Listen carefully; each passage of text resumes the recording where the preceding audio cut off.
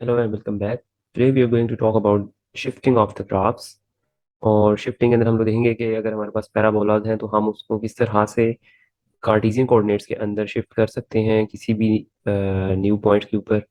और फिर हम देखेंगे कि सर्कल्स को हम लोग जो है वो उसका सेंटर पॉइंट कैसे हम लोग चेंज कर सकते हैं कार्टेशियन कोऑर्डिनेट के अंदर विद द सेम रेडियसेस। तो अगर मैं इस ग्राफ को शिफ्ट करना चाह रहा हूँ तो मैं अगर एक्स एक्सिस के ऊपर इस ग्राफ को शिफ्ट करना चाहता हूँ तो एक्स के अंदर मैं वैल्यूज ऐड या सब्ट्रैक्ट कर रहा हूँ, और सिमिलरली अगर मुझे वाई की तरफ शिफ्ट करना है तो मैं वाई वेरिएबल के अंदर वैल्यूज ऐड या सब्ट्रैक्ट कर रहा हूँ। यहाँ पे एग्जांपल के तौर पे हम देख सकते हैं अगर +3 है तो दैट मीन्स कि मेरा ये जो फंक्शन है ये पहले ओरिजिन पे था, अब ये शिफ्ट होकर -3 पे आ गया है।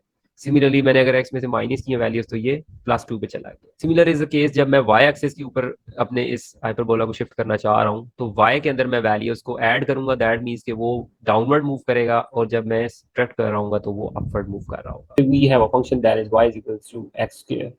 So the graph of this function is like this with the center point at 0, 0. Now, if I want to shift this from a 0 point, so I will change the values in x and y over here in the equation. So if I want to shift my graph on the x-axis, then I will change the values of x in my equation. Like if I want to move my graph on the negative x-axis, then I will add that number at which I want to move my graph on the x-axis. Like if I want to move my graph on -5 x-axis, then I will add 5 in the x. Similarly, if I want to move my graph on the right hand side of this x and y coordinate or Cartesian coordinate system, then I will subtract that number from x, like x -5. So my graph moves at +5 location on the x-axis. So the shape of the graph remains same, but the graph is shifted from the origin point to some other point, which I have specified over here. Similar is the case when I add the value in the y variable. So my graph will move upward if I subtract that value like 3. So my graph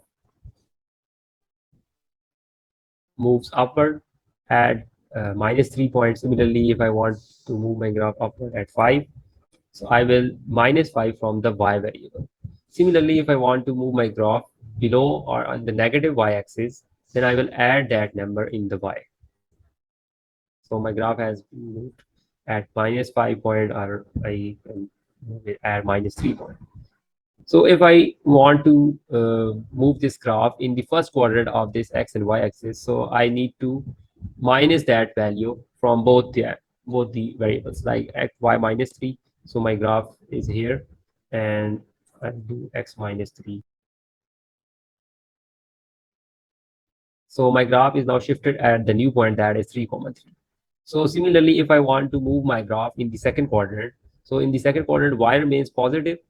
So I will subtract that number, whereas the x values will be added so that my graph should move on the left hand side of this x and y axis. Like if I x +3, so my graph is now moved to the new point, that is -3, 3. Similarly, I can move my graph in the lower or third quadrant of the graph by +3 and +3. So my graph is now centered at -3, 3 point. And in the same way, when I want to move my graph in the fourth quadrant from the minus x-axis, so my graph is centered now 3, -3 point. Let's take an example कि हमारे पास ये different equations हैं, और in equation में से हमें बताना है कि ये जो हमारे ग्राफ्स हैं वो कौन कौन से मैच कर रहे हैं। तो इक्वेशन ए जो कि हमारे पास ये लिखी हुई है, तो मैं इस -4 को लेफ्ट साइड पे लेके जा सकता हूँ और ये देख सकता हूँ। तो यहाँ से मैं अब इस फंक्शन के नए जो मेरे पास सेंटर पॉइंट आएगा वो मैं कैलकुलेट कर सकता हूँ। और वो कैसे मुझे पता चलेगा कि y के अंदर कितनी चेंज आई है -4, और x के अंदर कितनी चेंज आई है +4। तो इसको सामने रखते हुए मैं देखूंगा कि जो इक्वेशन ए है उसका जो ग्राफ है वो पोजीशन नंबर 4 वाला ग्राफ है। सिमिलरली बी इक्वेशन में मैं देखूंगा तो उसको मैं चेंज कर सकता हूँ, 2 को लेफ्ट साइड पे लेके आ सकता हूँ तो -2 हो जाएगा। अब चूंकि y में माइनस हो रही है तो दैट मीन्स कि y में +2 के ऊपर ग्राफ शिफ्ट हो रहा है, और x में भी -2 है तो x में भी +2 पे ग्राफ शिफ्ट हो रहा है। तो वो मुझे सेंटर पॉइंट ये नजर आ रहा है 2,2। तो ये है पोजीशन 1 वाला ग्राफ इक्वेशन बी के लिए। सिमिलरली इक्वेशन सी को भी मैं देखूंगा तो 2 को मैं लेफ्ट साइड पे लेके आ सकता हूँ तो -2 हो जाएगा, बट अगेन x में प्लस हो रहा है तो इस केस में मेरा जो नए पॉइंट्स निकले हैं वो -2,2 निकले हैं। तो वो पोजीशन 2 वाला ग्राफ है। और लास्ट इक्वेशन को भी इसी तरह से अगर मैं देखूँ और सॉल्व करूँ तो इसके लिए पोजीशन 3 वाला ग्राफ मेरे पास बना। Now let's talk about the circle. तो सर्कल की जो इक्वेशन है हमारे पास अराउंड द ओरिजिन बनती है वो x square plus y square r square होती है। तो अगर मैं अपना सर्कल को शिफ्ट करना चाहता हूँ विद द सेम रेडियस ए, तो मैं एक्स के अंदर कुछ चीज ऐड सब्ट्रैक्ट करूंगा और वाई के अंदर कोई चीज ऐड या सब्ट्रैक्ट कर रहा हूँ, तो मेरा जो सर्कल है वो शिफ्ट हो रहा होगा on those new points. For example मेरे पास एक ऑरिजिन पे सर्कल पड़ा हुआ है विद द रेडियस 5, और मैं इसको शिफ्ट करना चाह रहा हूँ 2 units to the left. That means कि मैं एक्स एक्सिस के ऊपर उसको मूव करना चाह रहा हूँ 2 यूनिट्स, और 3 यूनिट्स में मूव करना चाह रहा हूँ अपवर्ड, तो मैं उसको वाई के ऊपर पॉजिटिव साइड पे 3 यूनिट करना चाह रहा हूँ। तो इस केस में एक्स के अंदर जो वैल्यूज हैं वो मुझे प्लस करनी पड़ेंगी, तो मेरा नेगेटिव साइड पे मूव कर जाएगा ये सर्कल, और वाई के अंदर माइनस करूंगा तो ये अपवर्ड मूव कर जाएगा, जबकि रेडियस जो है वो सेम रहेगा। तो ये न्यू सेंटर पॉइंट जो होगा वो सर्कल का वो -2,3 हो जाए। तो अगर हम इस इक्वेशन को ड्रॉ करें विद डिफरेंट रेडियसेस, तो ये हमेशा सर्कल जो ड्रॉ होंगे वो हमेशा सेंटर के या ओरिजिन पॉइंट के अराउंड जो है वो सर्कल ड्रॉ हो रहे होंगे। तो मैं यहाँ पे डिफरेंट रेडियसेस के साथ कोई भी सर्कल ड्रॉ कर सकता हूँ, लेकिन हमेशा मेरा सर्कल इस रेफरेंस या ओरिजिन पॉइंट के अराउंड ही बन रहा होगा। तो अगर मैं अब अपने सर्कल को शिफ्ट करना चाहता हूँ विद द सेम रेडियस किसी भी नई लोकेशन पे इस एक्स और वाई एक्सिस के ऊपर या इस कार्टेशियन कोऑर्डिनेट सिस्टम के अंदर, तो मैं सिमिलरली एक्स और वाई वेरिएबल्स जो इक्वेशन के अंदर आ रहे हैं उसके अंदर चेंज करूंगा। तो अगर मैं पॉजिटिव चेंज करूंगा एक्स के अंदर, तो मेरा सर्कल नेगेटिव की तरफ जा रहा होगा हमेशा। लाइक मैं x+2 करता हूँ, तो मेरा जो सर्कल है अब वो शिफ्ट हो गया, और अब उसका जो नया सेंटर पॉइंट है दैट इज -2,0। तो अब चूंकि मैंने एक्स एक्सिस के अंदर वैल्यू ऐड किया, तो मेरा ग्राफ नेगेटिव या लेफ्ट साइड के ऊपर जो है वो शिफ्ट हो गया है।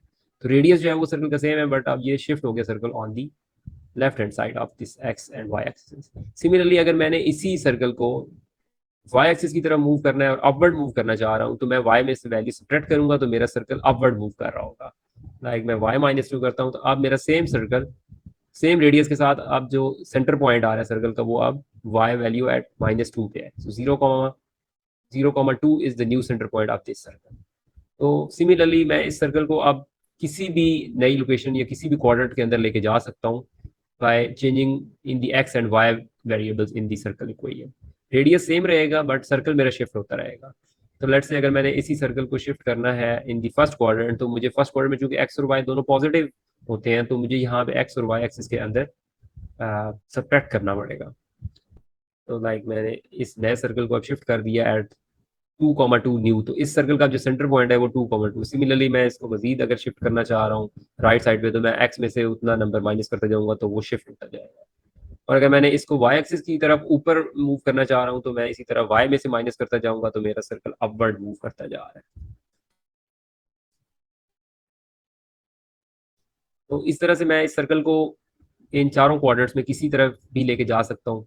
लाइक अगर सेकंड क्वाड्रेंट में लेके जाना है तो वहाँ एक्स की वैल्यूज नेगेटिव होती हैं, तो इसका मतलब है कि मुझे एक्स में यहाँ पे पॉजिटिव करना पड़ेगा, तो मेरा सर्कल जो है वो सेकंड क्वाड्रेंट में आ जाएगा।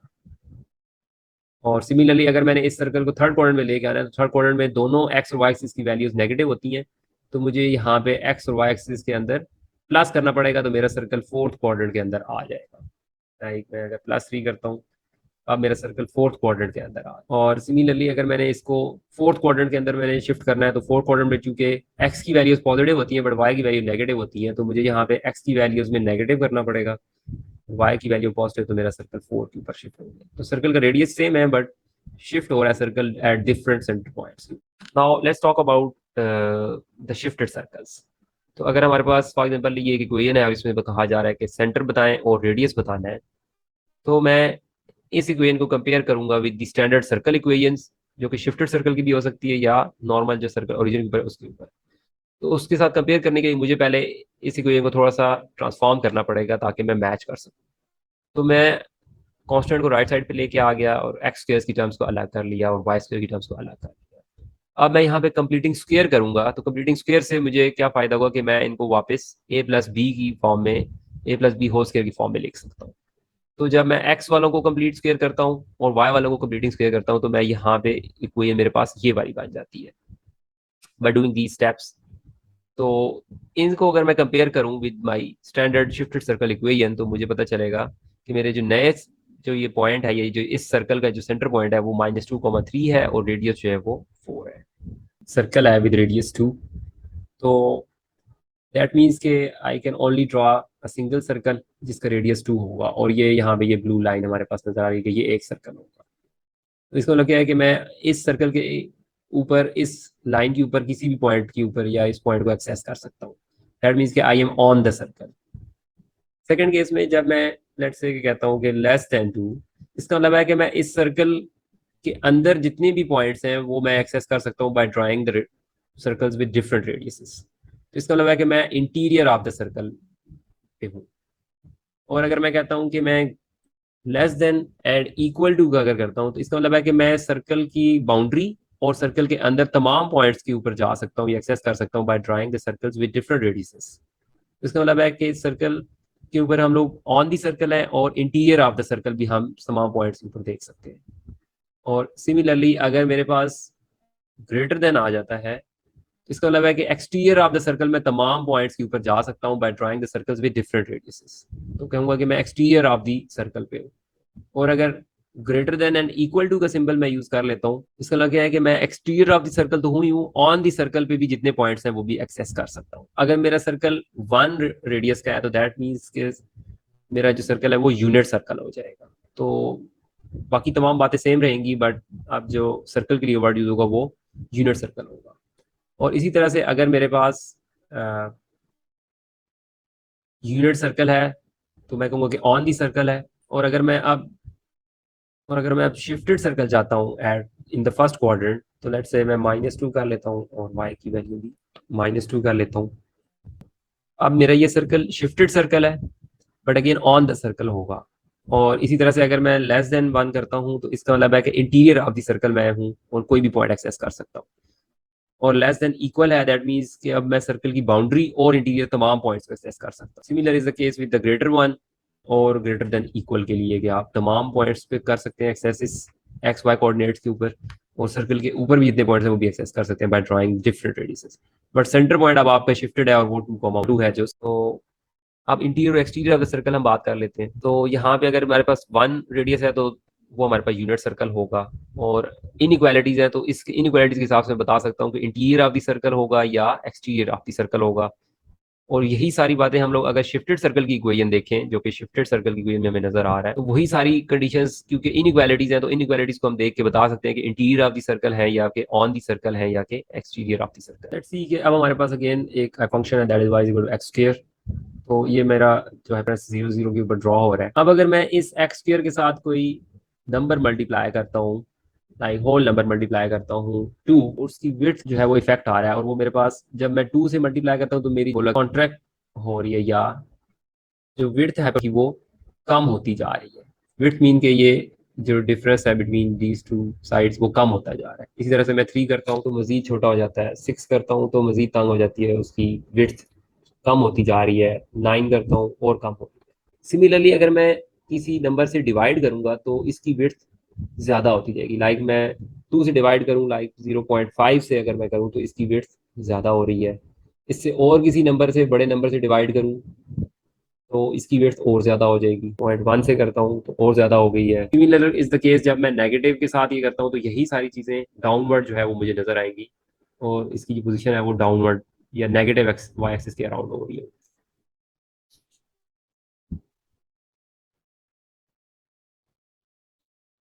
यहाँ पे इसकी वेट जो है वो कम होती हुई हमें नजर आ रही है। सिमिलरली अगर मैं इक्वेशन एक्स स्क्र के बजाय वाई स्क्र लिखूं तो तब मेरा जो यही वाला अराउंड एक्स एक्सिस मुझे नजर आएगा बनता हुआ।